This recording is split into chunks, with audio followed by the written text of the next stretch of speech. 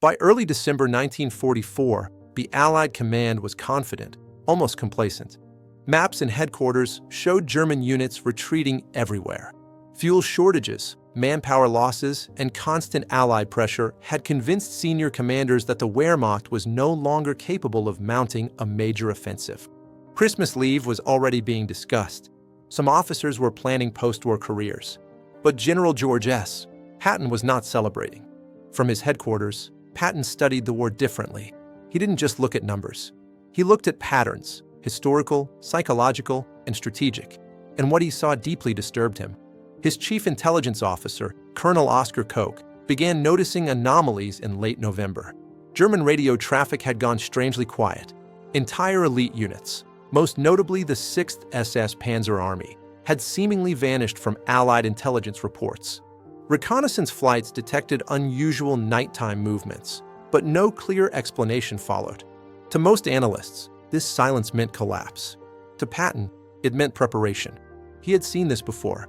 In 1940, the Germans had used the Ardennes forest, the same dense, rugged terrain, to launch a surprise attack against France. Allied planners back then had dismissed the area as unsuitable for large armored operations. The result had been catastrophic.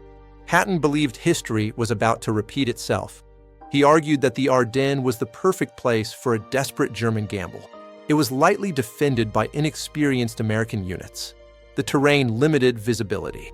Winter weather would ground Allied air power, the Allies' greatest advantage. And above all, it was exactly where the enemy would strike if they wanted surprise. Patton didn't keep these thoughts to himself. On December 1st, then again on the 9th, the 12th, and the 14th, he warned his superiors.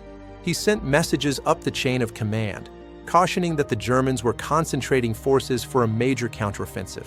He insisted the attack would come through the Ardennes. The response was dismissive. Some officers believed Patton was overreacting. Others thought he was seeing threats simply because he expected them.